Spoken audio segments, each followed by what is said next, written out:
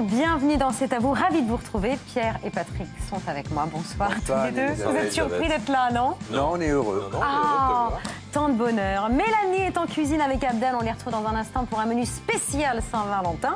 Mais d'abord, au sommaire, ce soir, une émission spéciale présidentielle avec le candidat désigné par la primaire de la Belle Alliance Populaire, Benoît Hamon, l'homme dont la cote de popularité s'envole dans les sondages. 33% d'opinion favorable, mais seulement 14% d'intention de vote. Ses points forts, ses points faibles, son programme, les négociations avec Jean-Luc Mélenchon, la menace Le Pen au deuxième tour. On fait le point avec celui qui veut bousculer les codes de la présidentialité. Ce soir, c'est donc aussi la Saint-Valentin avec un dilemme au programme. Ligue des Champions, PSG Barça ou dîner en amoureux? J'ai choisi. T'as rien prévu? Un match de football et à la Saint-Valentin. Ah oui, c'est la Saint-Valentin. On va peut-être améliorer l'ordinaire. C'est-à-dire comment on fait pour améliorer l'ordinaire? Pour mon épouse, je ferai une mousse au chocolat. Une fête qui, dans certains pays, devient carrément un acte politique. On en parle avec le sociologue Jean-Claude Kaufmann. La fête des amoureux ce soir et la fête de la musique vendredi avec le triomphe de Calypso Rose aux victoires.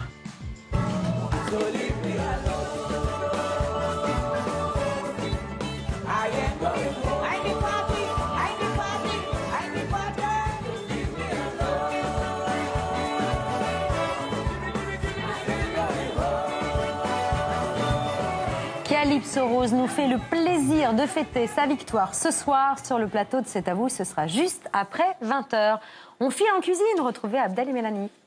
Et alors là, je crois qu'Abdel nous prépare un dîner spécial Saint-Valentin. Je vois des olives et des raisins. Figurez-vous qu'au Maroc, franchement, le pays, le plat, je veux dire, de la Saint-Valentin, c'est le citron confit. Ah bon? Poulet. Pourquoi? Parce que ça sent Parce que je sais pas, il y a de l'olive, il y a du citron, il y a du N'importe curcuma, quoi. ça sent bon, ça sent le soleil. Voilà, il y a des petits raisins secs ici, des petites pommes de terre, de la coriandre. Voilà, c'est un pays, c'est un plat du soleil. Oui, ça sent l'amour, quoi. Voilà, ça sent l'amour. Voilà. L'olive, c'est l'amour, en fait. Voilà, petite olive. Merci à tous les deux. C'est l'une des nombreuses surprises de cette campagne. Une très nette victoire à l'issue de la primaire de la Belle Alliance et une lourde tâche, celle de rassembler la gauche. Benoît Hamon, l'un des 7 candidats déclarés à l'élection présidentielle, est ce soir l'invité spécial de C'est à vous.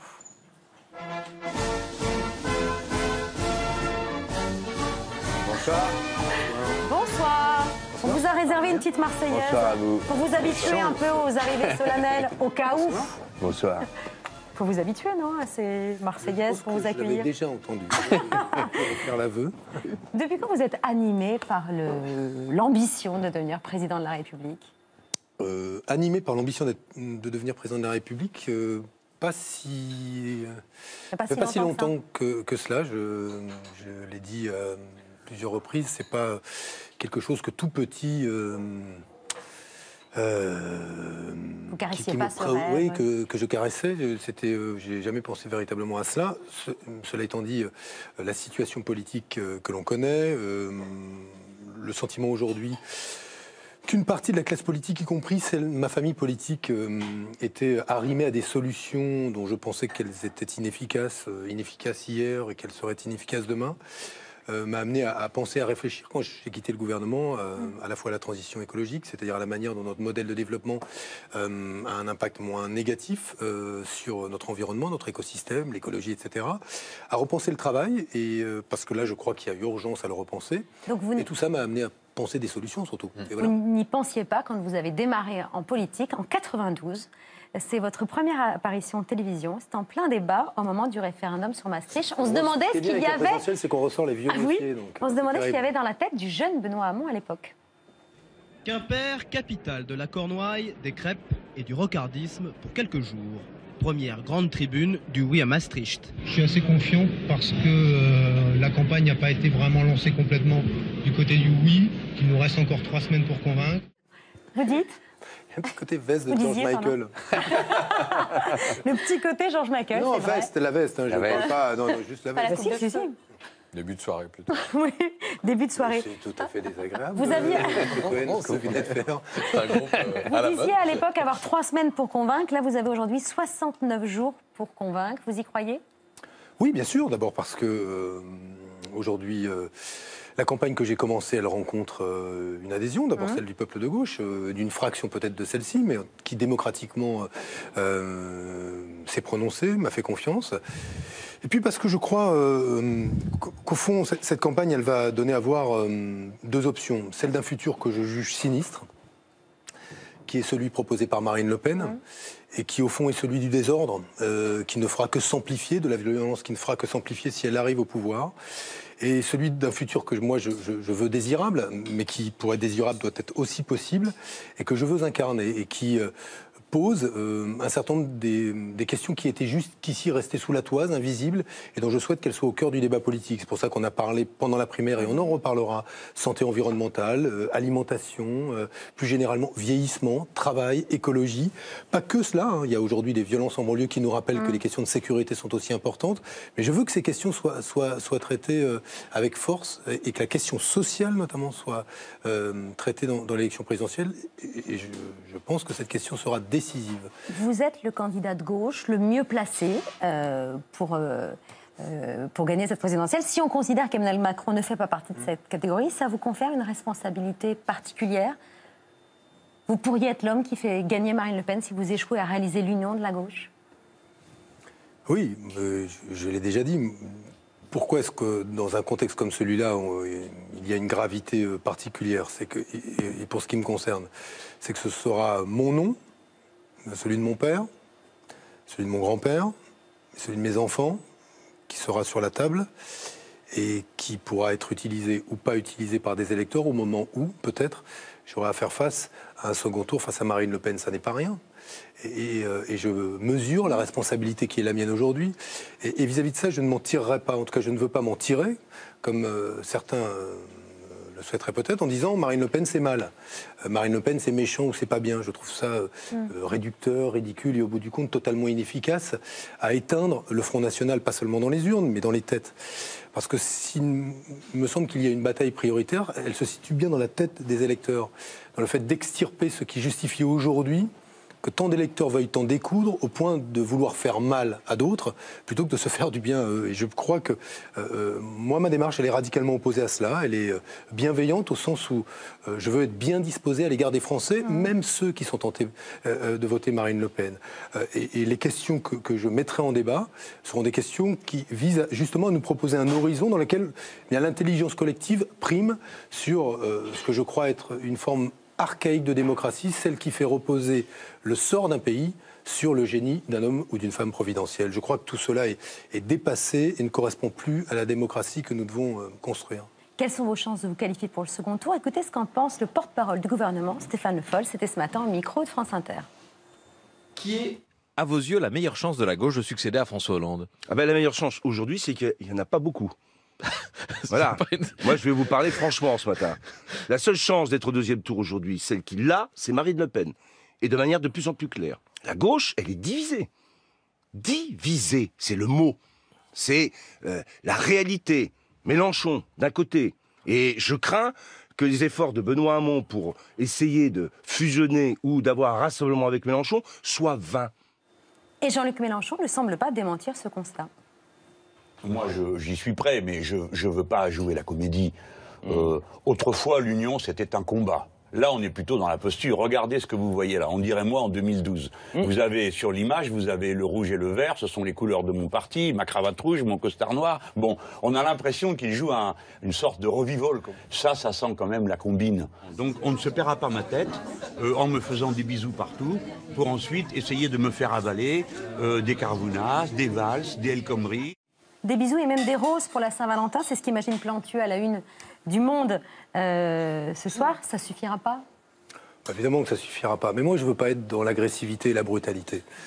Je le dis parce que je pense que les choses sont trop sérieuses pour que finalement on s'en tire par une jolie formule qui, l'espace de quelques minutes, permet de répondre à une journaliste ou à un journaliste et d'esquiver. Si, il est sérieux. Je ne dis pas qu'il n'est pas sérieux, mais d'esquiver la vraie question. La question, c'est qu'est-ce qui aujourd'hui, qu'est-ce que nous avons en commun? Est-ce que ce que nous partageons est plus important que ce qui nous différencie? Moi, j'ai des différences importantes avec Jean-Luc Mélenchon sur la question européenne. Je ne crois pas aujourd'hui qu'il faille finalement faire le pari que ça ne marchera pas, qu'il n'y a plus de relance de la construction européenne qui soit possible. Lui veut sortir des traités européens, il le répète. Oui, mais moi je ne le souhaite pas. Je souhaite qu'il y ait un nouveau traité budgétaire européen qui permette une régulation politique et démocratique de la zone euro. Travail que j'ai confié à Thomas Piketty, qui travaille avec moi sur ce traité budgétaire que nous proposerons dans quelques semaines à nos partenaires allemands. Je souhaite un traité de l'énergie qui s'appuie justement sur la nécessité de mettre en commun ce que nous avons de plus innovant. Aujourd'hui en Europe, on produit beaucoup de brevets en matière d'énergie et la nécessité de sécuriser nos approvisionnements et d'engager la transition énergique. On va revenir sur le programme, Benoît Hamon. Mais vous discutez avec lui ou pas? Pour l'instant, nous n'avons pas eu de contact direct. Moi, je vais mettre sur la table une proposition. Vous avez dit le soir même de votre victoire à la primaire. Pour l'instant, je discute avec à peu près toutes les formations de la gauche. Ce que je souhaite justement, c'est, pour répondre un petit peu à l'inquiétude qui serait légitime de la part d'un certain nombre d'électeurs, est-ce que vous êtes en train de préparer un nouvel accord d'appareil? Moi, je ne le souhaite pas parce que, d'abord, je ne crois pas que la somme des appareils existants à gauche nous permette de rassembler la gauche. La gauche, elle déborde largement les amis de Jean-Luc Mélenchon, mes propres amis ou les amis de Yannick Jadot. Donc chacun ce que je souhaite, c'est prendre une initiative, je souhaite prendre une initiative qui, justement, fasse l'inventaire de ce qui, aujourd'hui, peut nous rassembler autour de la question européenne, de la question démocratique, de la question écologique, de la question sociale, donc du travail, et de voir dans quelles conditions et en toute transparence nous pouvons en discuter. Et nous verrons ceux qui souhaitent discuter et ceux qui ne le souhaitent pas. Je respecterai chacun, mais je ne veux pas être... je le dis, ou dans le constat, comme le faisait Stéphane Le Foll ce matin, qui consiste à dire... Finalement, je ne crois pas que le rassemblement soit possible. Moi, ma responsabilité, c'est de le vouloir et de tout mettre en œuvre pour le construire et de le faire.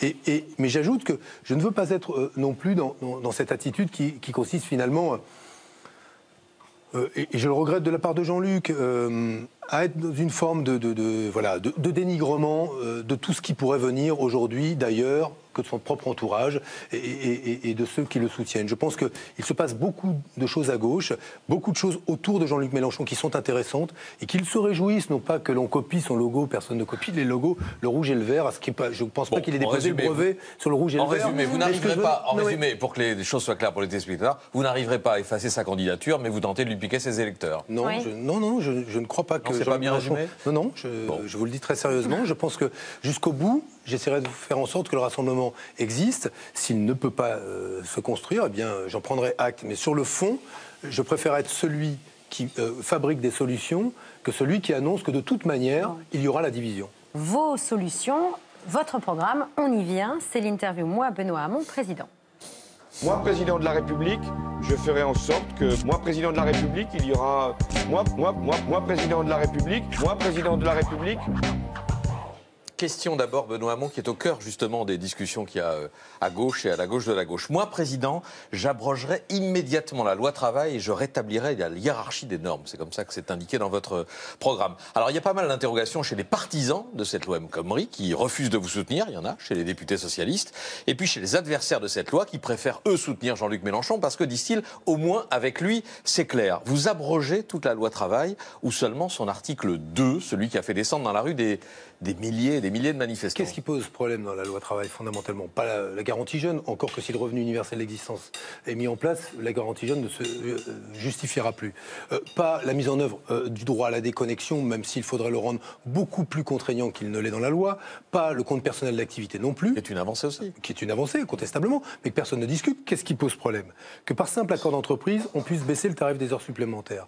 Qu'est-ce qui pose problème? L'article 2 qui inverse la hiérarchie des normes. Et fondamentalement, quand on parle d'abrogation de la loi travail, on parle de ces principes qui veulent qu'aujourd'hui, par simple accord d'entreprise, on puisse finalement dégrader des droits ou des conquêtes qui auraient pu être obtenues au niveau de la branche. C'est ce qui a concentré la critique sur la loi travail. Et ce que je veux dire, c'est que donc vous j'abrogerai la loi travail, ça veut dire que moi je pense qu'il faut dire aujourd'hui que nous la remplacerons par une nouvelle loi dans laquelle pourtant commencé à se mettre en place, à être appliquée. En partie, oui. Et on a vu avec la possibilité. J'y ajoute, sur une autre disposition que j'ai omis de préciser, les conditions du licenciement. Désormais, on peut mettre en œuvre un plan de sauvegarde de l'emploi sur le simple constat que le conseil d'administration, que le chiffre d'affaires baisse et recule en dépit du fait que même si le chiffre d'affaires baisse, les bénéfices sont là. Et moi je considère aujourd'hui que faciliter le licenciement baisser les salaires par la baisse des heures supplémentaires et inverser la hiérarchie des normes, ce n'est pas bien. Donc oui, j'abrogerai la loi travail, mais pour lui substituer quoi? Une loi dans laquelle on retrouvera notamment le compte personnel d'activité, on retrouvera le droit à la déconnexion, on reprendra un certain oui, pas sûr, si le revenu universel existant, mais on y intégrera quoi? La reconnaissance des pathologies psychiques comme maladies professionnelles. C'est le combat que je continue à mener sur le burn-out. La question de la réduction du temps de travail et de la nouvelle organisation du travail. Comment? Moi, je crois aujourd'hui que la réduction du temps de travail, elle est nécessaire parce qu'il faudra le partager, le travail. Pourquoi? Parce que j'estime qu'il va se raréfier. Je suis d'ailleurs très intéressé d'observer que là où on disait Benoît Hamon est sur une pente sur laquelle il est tout seul, Barack Obama ne dit pas autre chose lors de son dernier discours à la Maison-Blanche quand il dit le principal bouleversement qui concerne et qui va concerner l'économie américaine n'est pas lié à l'étranger. Il faisait référence aux craintes qui sont celles de Donald Trump et qui l'amènent à choisir l'isolationnisme. Il dit ce sont les conséquences de l'automatisation sur des millions d'emplois des classes moyennes américaines qui vont devenir obsolètes. Elon Musk, patron de SpaceX, ne dit rien d'autre quand il plaide, lui, pour un revenu universel d'existence en raison de l'automatisation de l'économie et du fait qu'un automate, en plus, il ne travaille pas que 8 heures ou 9 heures par jour, il peut travailler 24 heures. Donc nous avons une raréfaction du travail. La conséquence que j'en tire, j'en ai parlé avec le revenu universel, c'est qu'il faut partager le travail, donner des outils pour que chacun puisse baisser seul son temps de travail, le revenu universel, mais aussi inciter à une nouvelle organisation du travail. Et en travaillant notamment avec Dominique Méda, à qui j'ai confié la préparation de ma campagne aussi, de mon projet sur les questions de travail, je veux réfléchir aux moyens d'inciter les entreprises par des baisses de cotisations sociales patronales, on diminue le coût du travail, à modifier leur organisation du travail et à réduire le temps de travail. Donc à créer de l'emploi. Objectif, c'est que nous luttions beaucoup plus efficacement demain par la réduction du temps de travail contre le chômage que nous ne l'avons fait jusqu'ici. Alors, est-ce que vous êtes sûr que vous créez de l'emploi avec ces mesures? C'est une question aussi que posait Stéphane Le Foll ce matin sur Inter. Il disait, j'entends pas beaucoup Benoît Hamon dire comment il relance l'activité, comment il crée de l'emploi. Il n'y a pas beaucoup de débats dans cette présidentielle. C'est ma deuxième question. Il n'y a pas beaucoup de débats sur cette présidentielle. On le disait hier soir sur le bilan du quinquennat, au fond, puisque personne n'incarne le bilan de la politique économique qui a été menée depuis 5 ans. Mais vous avez vu, Benoît Hamon, Macron que moi, la dernière note de l'INSEE, près de 200 000 emplois marchands créés l'an dernier. C'est un record depuis 2008, record attribué à la baisse du coût du travail engendré par le pacte de responsabilité et le CICE. Est-ce que sur ces mesures-là que vous avez critiquées, vous voulez faire machine arrière? Non, mais il y a des emplois créés, mais il y a des emplois détruits. Et le solde nous amène aujourd'hui à constater... Le solde n'est pas mal, 120 000. Ce qui correspond à peu près à la baisse du chômage. Et après, il faut regarder le type d'emploi. Est-ce que ce sont des emplois à temps plein ou des emplois à temps partiel, des contrats à durée déterminée de moins d'un mois, ou on est sur des emplois qui sont des emplois durables. Et dans ce domaine-là, nous constatons quoi? Que nous connaissons une évolution qui est assez semblable à celle des pays auxquels nous aimons nous comparer, notamment l'Allemagne, c'est-à-dire une précarisation aujourd'hui du travail, avec une multiplication des contrats courts, CDD de moins d'un mois, qui s'enchaînent pour plusieurs d'entre eux et qui alternent parfois avec l'auto-entrepreneuriat. Bref, que la précarisation du travail et l'augmentation des travailleurs pauvres, c'est une donnée qui est une donnée importante. Et c'est le résultat de la politique suivie depuis 5 ans? Je pense que... Ma question, c'est est-ce que ça a échoué ou pas? Que toutes les politiques qui aujourd'hui parient exclusivement sur la baisse du coût du travail, la flexibilité du marché du travail ont comme conséquence, comme en Allemagne, comme en Angleterre, d'augmenter le nombre de travailleurs pauvres et de baisser le chômage. Et ce qui se passe en Allemagne, c'est quoi? C'est que nous avons un taux de chômage entre 5 et 6% et un taux de pauvreté entre 16 et 17%.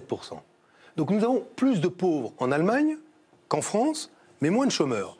Et ce que doit viser une politique publique, c'est évidemment de permettre aux gens de travailler. Et je redis, la réduction du temps de travail, l'investissement massif dans les secteurs identifiés notamment par France Stratégie, qui sont un fort gisement d'emplois. L'éducation, la santé, le vieillissement, la prise en charge de la petite enfance, tous ces secteurs, les énergies renouvelables. Oui, il faut le faire pour retarder le moment où la raréfaction du travail pourrait conduire à ce que on ne soit plus en capacité de maîtriser cette transition. Mais j'y rajoute, réduction du temps de travail, revenu universel. Le revenu universel, au fond, c'est le travail universel. Parce qu'en libérant du temps par le fait que je travaille moins, j'en libère pour qui? Pour celui qui n'en a pas et qui aura un travail. Mais moi, je ne souhaite pas que la France, je le redis, avec beaucoup de force, qu'elle choisisse un modèle où finalement on s'accommode de l'augmentation de la pauvreté à partir du moment où le taux de chômage baisse. Mais est-ce qu'on a amélioré la vie des gens dans ce cas-là? Non. Bon. Non seulement ils sont toujours pauvres, plus nombreux à être pauvres, Mais il travaille. Vous avez sûrement fait plaisir aux équipes d'Emmanuel Macron, puisque vous avez cité en exemple une note de France Stratégie dont le patron, Jean Pisani-Ferry, conseille aujourd'hui Emmanuel Macron. C'était une parenthèse. Heureusement que France Stratégie ne fait pas que conseiller Emmanuel Macron et que ce travail fait pour le gouvernement et pour l'État est utile à tous. Un mot à présent pour qualifier votre programme, et vous allez nous dire si vous êtes d'accord ou pas. Utopie. Regardez. On a bien vu que Benoît Hamon promettait la lune à tout le monde. Benoît Hamon, il a des utopies. Une gauche utopiste. Un gros shoot d'utopie. Il a mis au cœur du débat une forme d'utopie. Sa position, elle est aussi un refus du réel. Pardon, mais je vais appeler ça simplement la gauche carambar. C'est-à-dire, vous ouvrez un paquet de carambar, vous voyez une idée, elle est originale sans doute, irréalisable certainement. Vous aimez les carambars?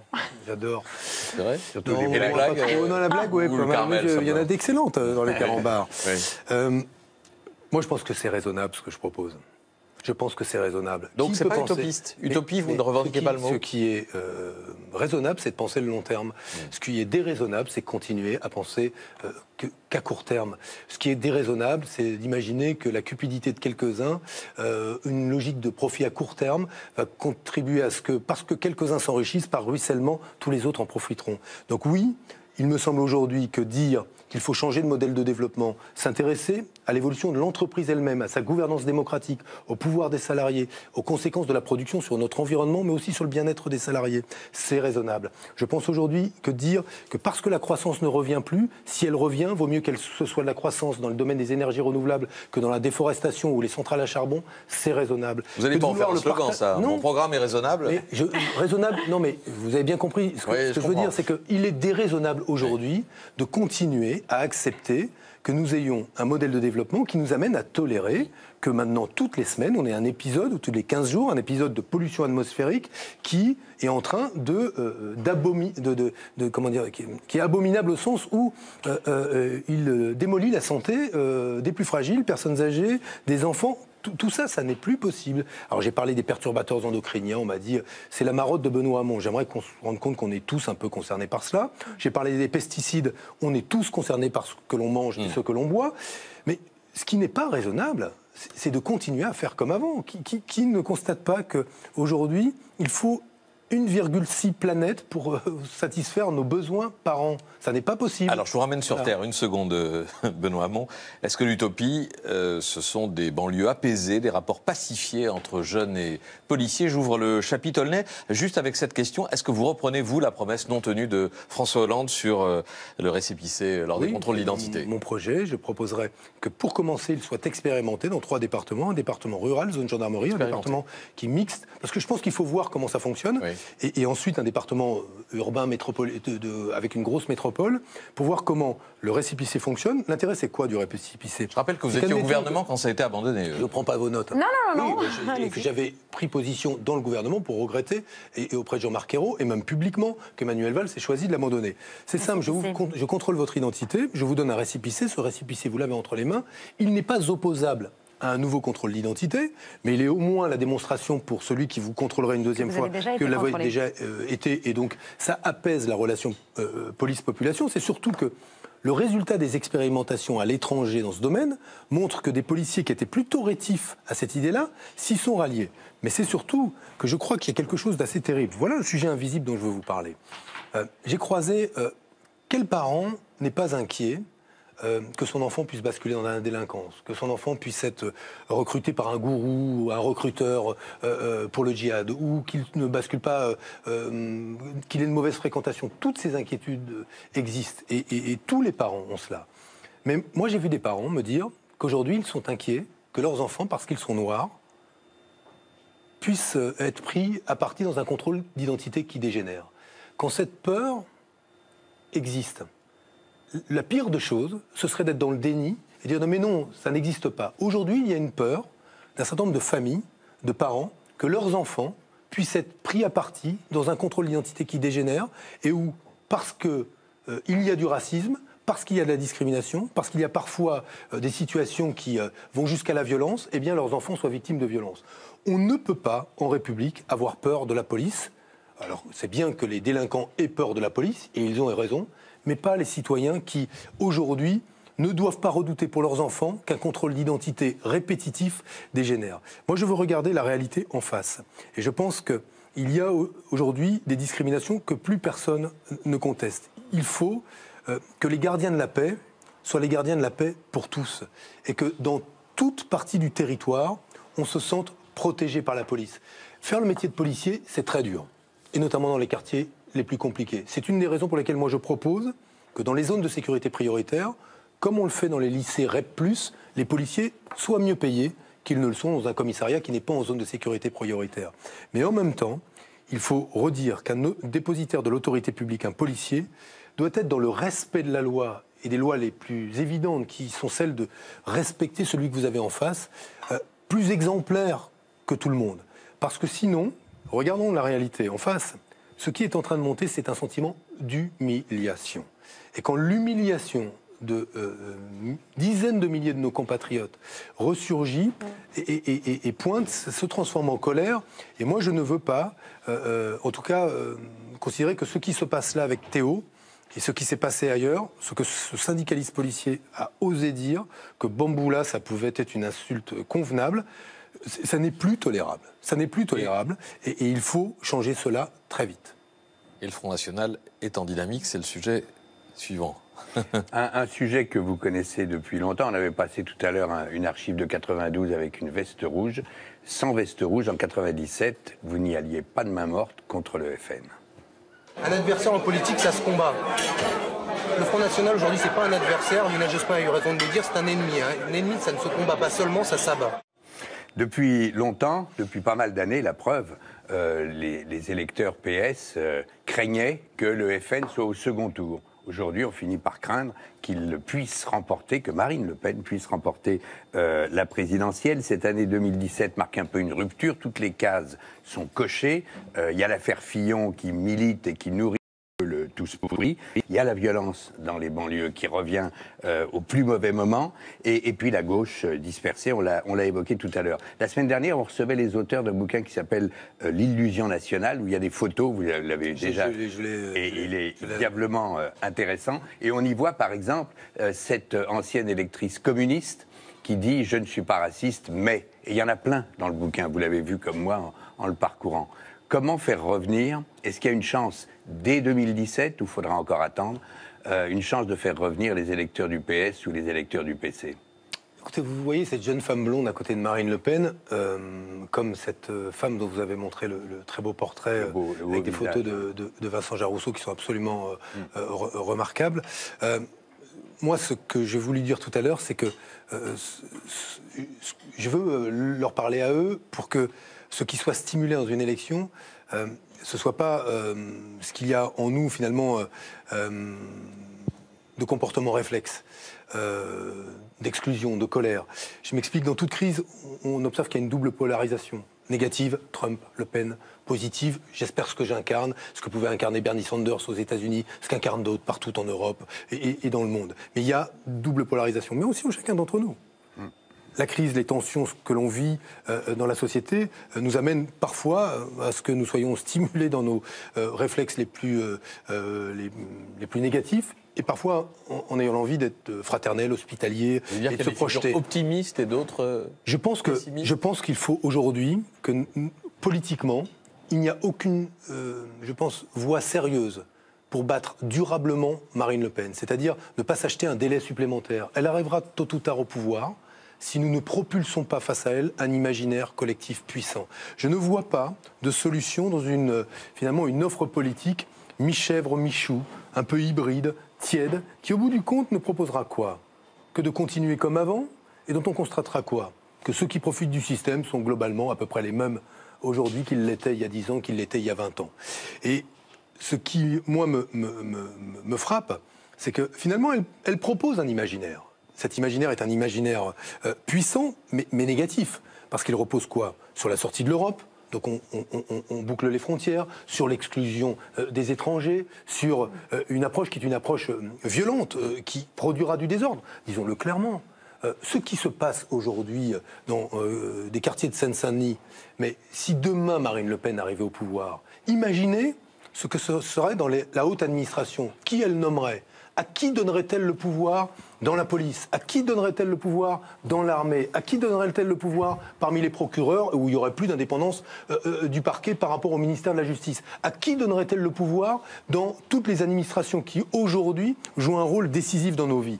Mais c'est la promesse du désordre généralisé. Du désordre généralisé en raison du fait qu'elle voudrait verrouiller la société française et la démocratie. Il n'y a rien de pire que cela. Ça, c'est l'imaginaire qu'elle incarne, mais que certains désirent. Et je vais vous donner cette anecdote qui m'avait beaucoup frappé. Juste une anecdote. J'ai rencontré pendant ma campagne des primaires une auxiliaire de vie. Et je la remercie. On avait passé 1 heure ensemble. Et elle était désormais au RSA. Et je lui avais dit, on avait eu un échange sur la difficulté de la vie d'une auxiliaire de vie, et puis encore plus quand on est mère de famille au RSA. Je lui ai dit, si vous étiez présidente de la République, qu'est-ce que vous feriez? Et elle m'avait dit, vous baissez votre salaire. J'ai dit, mais ça n'améliorerait pas votre vie à vous. Elle dit, non mais si, baissez votre salaire. Comme si, finalement, elle n'entendait non seulement plus rien de la politique, mais que son bulletin de vote avait comme intérêt d'abord de faire mal à ceux dont elle juge que finalement ils ont déçu ses espoirs ou qu'ils sont responsables finalement de l'impasse dans laquelle elle est. Faire mal. Eh bien aujourd'hui, face à un bulletin de vote qui veut faire mal... Vous voulez faire bien. Mais oui, mais je pense qu'on doit... Mais le mot bienveillance est un joli mot de la langue française. Et je pense qu'il faut le porter.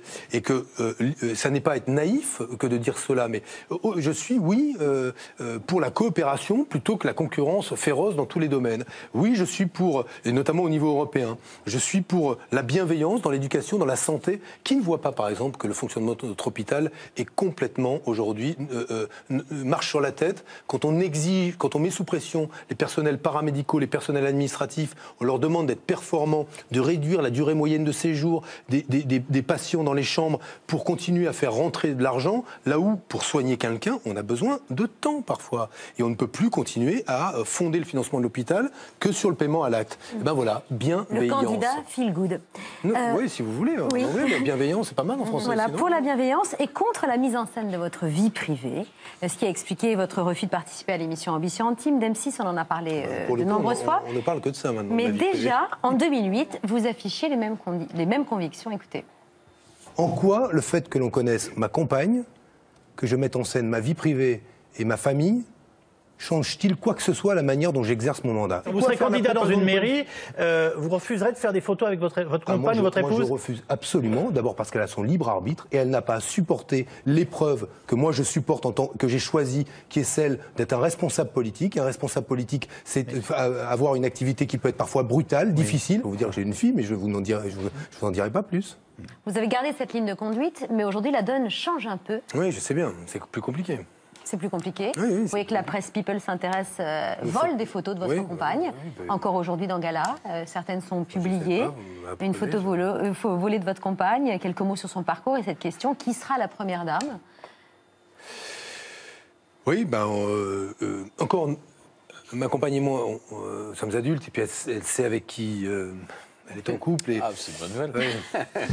Vous êtes taquin. Oui, elle le sait, oui. Mais là où c'est insupportable, c'est pour mes filles. Parce que même floutées, on les reconnaît dans les faits. Et elle bon, moi, je ne peux pas rentrer dans les détails, mais elles ne sont pas préparées à cela. Donc moi, j'accepte une partie des servitudes liées à l'exposition, y compris la transparence sur mon patrimoine, sur mes revenus. C'est de votre femme ?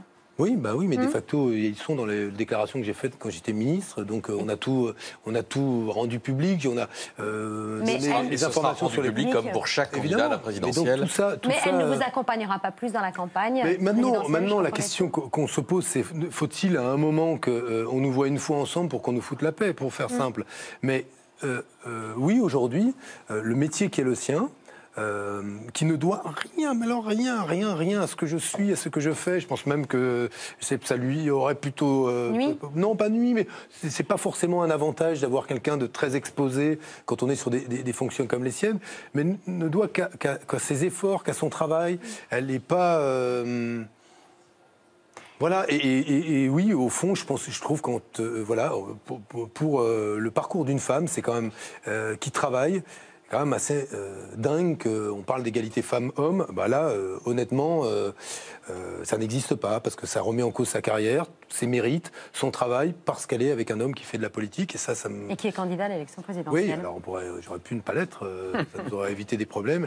Mais non, voilà, moi j'ai du mal à vivre avec ça, pas pour moi, j'ai l'habitude, je veux dire, mais pour elle et pour mes filles. Merci Benoît Hamon, vous restez avec nous, c'est l'heure du 5 sur 5 de Maxime Switek. Bonsoir Elisabeth, bonsoir tout le monde. Bonsoir Benoît Hamon, vous allez bien? Et vous? Oui, très bien. Bonsoir Maxime, un 5 sur 5 particulièrement bien préparé ce soir. Si j'osais, je vous dirais qu'il a été préparé en amont, mais je vais laisser les taquineries pour Patrick Cohen. C'était bien, bravo. 4 jours qu'on est sur ce 5 sur 5, 4 jours qu'on vous suit, Benoît Hamon, et on va voir ça dans un instant, Anne-Elisabeth. Oui, on commence d'abord avec une prévision. Oui, une prévision, une prédiction. C'était en octobre dernier, Benoît Hamon, vous étiez l'invité d'Europe 1, l'invité de Jean-Pierre Elkabbach. Benoît Hamon, monsieur le candidat, bientôt vous allez obtenir la victoire que vous attendez depuis longtemps. Dites-moi laquelle, celle d'être président de la République, j'espère. La victoire de la droite.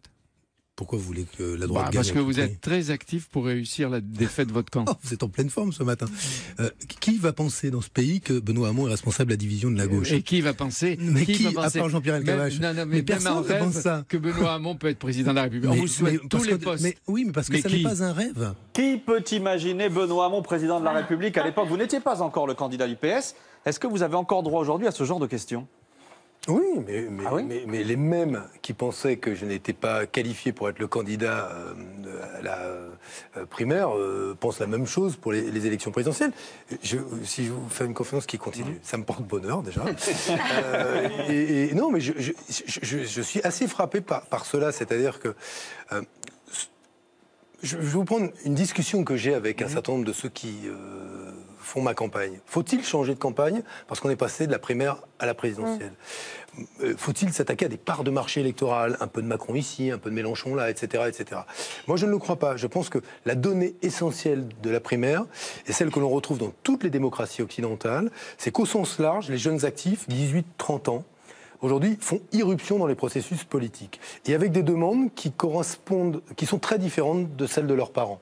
Sur la protection sociale, sur le travail, sur la protection de l'environnement. Et moi, je veux continuer, alors pas de m'adresser qu'à eux, évidemment, mais je veux continuer à m'appuyer sur ces dynamiques sociales, démocratiques et politiques. Et c'est la raison pour laquelle je ne vais pas, moi, tout bouleverser. Et les aveugles d'hier sont encore les aveugles d'aujourd'hui. Et on va parler de votre fascinant campagne. d'ailleurs, mais j'imagine que Patrick Cohen doit constater ça comme journaliste de premier plan, mais qui a quand même aujourd'hui une humeur... On laisse Patrick à l'écart, on parle de votre campagne, Benoît Hamon. Je l'ai dit, ça fait 4 jours que nos reporters vous suivent pour ce 5 sur 5. Ce week-end, vous inauguriez votre QG de campagne dans le 10e arrondissement de Paris. Évidemment, notre journaliste Tancrède Bonora était là. 1500 mètres carrés, donc ambiance start-up, post-industrielle, un QG entièrement équipé, douche incluse, je le précise, on a tout visité. On a visité votre bureau aussi, regardez, le voici. Mohamed Ali continue de vous suivre partout, ordinateur branché sur France Inter, Fayot. Et là, attention, attention, si vous le saviez, vous le saviez. Non, mais je sais ce que je voulais écouter. Surtout. Attention, la question qui tue. En quoi votre QG vous ressemble? Est-ce qu'il y a du bois Non, je le trouve très scandinave, par certains aspects. Le côté scandinave de Benoît Hamon. Le QG est inauguré, reste à présenter. Ma compagne est, voilà. Oui, reste à... moitié scandinave. Reste à présenter. Oui, mais bon, ça, tout le monde le dit. C'est écrit dans tous les journaux, donc je Moi, peux je le voulais dire. pas aller là-dessus. Hein. Vous avez vu, j'avais... Oui, non, mais bon, c'est pour ça. Le QG est inauguré, reste à présenter l'équipe de campagne. Jean-Marc Germain, Mathieu Hanotin, vos directeurs de campagne, tous les deux députés. Aurélie Filippetti, porte-parole. Frédéric Espagnac, très très proche de François Hollande, porte-parole aussi. L'économiste Thomas Piketty fait partie de vos conseillers. Est-ce que dans votre équipe de campagne aujourd'hui, il y a votre futur Premier ministre?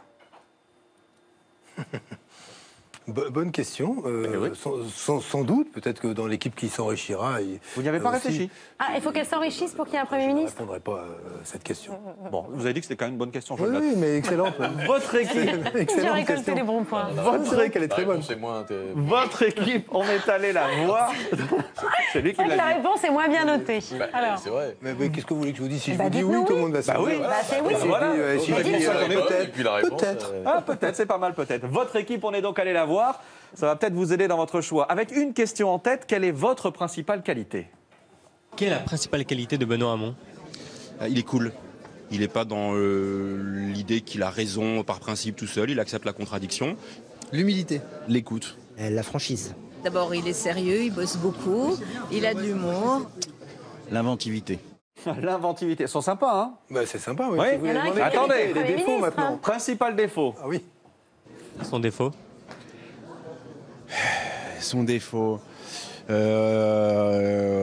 C'est dur votre question. Fayot, Mathieu Hanotin, les autres, on n'a pas dû trop les pousser. Son défaut? Il est un peu bordélique. Son défaut, la timidité. On joue au rugby ensemble et franchement, il fait pas des bonnes passes. J'ai joué au rugby avec lui et parfois il est un peu perso au rugby. Hanotin m'a dit la même chose. Ah, c'est marrant, hein. C'est dingue. Je résume, bordélique, timide, perso, le président idéal. Oui, si vous voulez. Ben voilà. Il manque qu'il est président. Mais, mais c'est pas vrai que je suis perso au rugby. Oui, ça, c'est ce qu'il dit. Je joue ailier, mais je récupère à la fin la balle. Donc oui, il faut, forcément, il faut aller au... Vous êtes le dernier avant de marquer dans l'embûche. Quiconque aime le rugby, c'est qu'à ce moment-là, il faut essayer de se recentrer, ne pas rester Je joue perso, mais pour des bonnes raisons. Lors de notre passage à votre QG, on est tombé sur une de nos vieilles connaissances. Souvenez-vous, c'était le soir du premier tour de la primaire. Grosse fiesta dans votre camp. Oh là.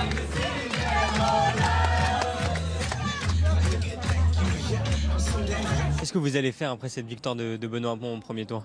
Ce soir, je pense que je vais fêter, je vais célébrer. Je suis sur un petit nuage actuellement. Quand je vois ces 35%, je vois aussi les tracts que j'ai distribués quand il faisait moins 2 degrés, les affiches que j'ai collées quand il faisait froid. Et je me dis que enfin, on a réussi à apporter des idées. Là, j'en pleure de froid, mais franchement, je suis vraiment ému parce que ça me fait vraiment plaisir de me dire que je me suis engagé pour quelque chose de juste. Et ce jeune militant entièrement dévoué à la cause Hamon, il nous avait touchés à l'époque, il est toujours là.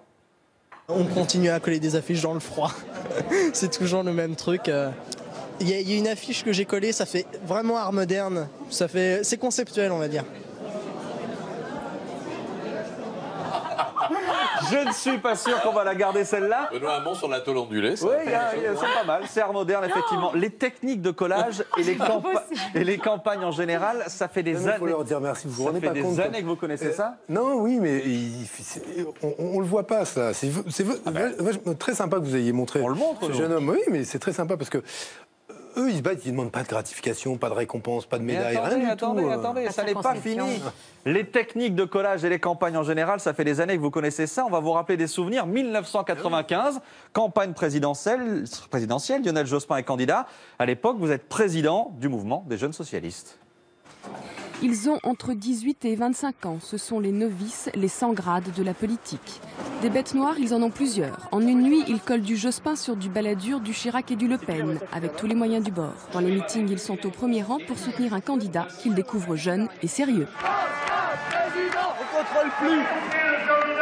Il y a trop de monde. Il y a trop de jeunes.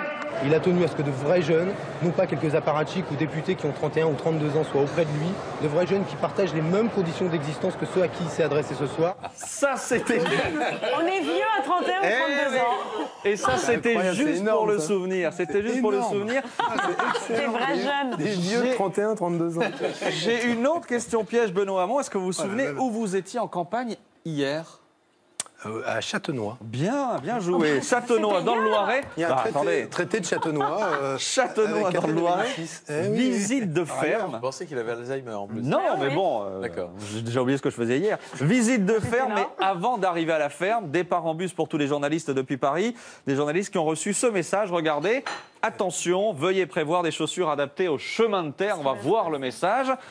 Tout le monde a respecté la consigne. Il manque chemin de terre, ça s'écrit comme ça, non? Oui, chemin de terre. Il y avait peut-être un S en trop. Regardez-moi ça. Tout le monde a respecté. À iTélé, on a même sorti les bottes. Tout le monde a respecté la consigne, sauf un. Il arrive, le voilà. Super mocassin verni pour Benoît Hamon. Bravo, monsieur Hamon. Non, mais j'avais... Non, obligé de slalomer. Fabrication, j'avais une paire de rechange. Obligé de slalomer sur la pelouse pour éviter les flaques de boue. Visite à la ferme et nouveau concept. Je pense que vous tenez quelque chose. L'interview bergerie, c'est réalisé sans trucage.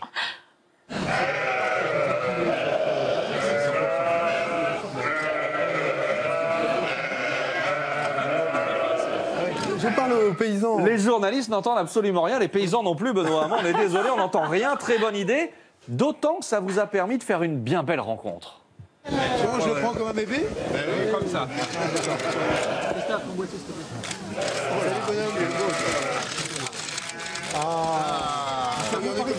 Il a le cœur qui va hyper vite. Non, sérieux, il a le cœur qui va.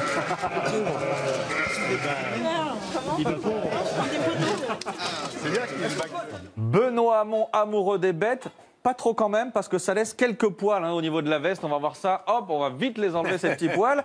La photo avec l'agneau, c'est un classique de la Ve République. Regardez ça. François Hollande, évidemment. Manuel Valls. Agneau et bêtes en tout genre. On a fait un patchwork. Marine Le Pen. Vive l'agneau, donc. Vive les bêtes. Et vive les patates. Et donc c'est ces sacs qui vont fraîches sur Paris. Ça fait plaisir. Là. C'est bon. Allez, ils ont des pommes de terre.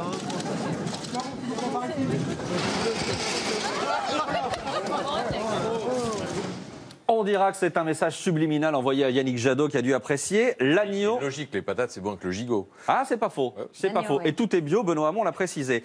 L'agneau, les patates, les joies de la campagne. Et quoi d'autre? Avec parfois, vous allez voir, là on va remonter un peu en arrière, c'était au mois de septembre, des questions un peu bizarres. On a prévu des chouquettes. Vous en voulez? En fait, je suis en campagne présidentielle, donc faut faire attention. Non, mais j'en montrerai tout à l'heure. Est-ce que je peux vous proposer un pari si vous êtes élu en 2017? Ouais, essaye toujours, je te dirai après. Si vous êtes élu en 2017, Ouais. comme Valbuena, vous courrez tout nu sur les Champs-Élysées? Non. Ça, c'était pour France Info au mois de septembre. Est-ce que vous avez changé d'avis depuis? Ah non, pas du tout. Maintenant que l'échéance se rapproche. Mais je vous confirme que je ne courrai pas tout nu. Non. Encore moins. Je poursuis ce 5 sur 5 avec une journée, on va changer de sujet, une journée compliquée de plus pour François Fillon. Les dernières 24 heures ont encore été agitées.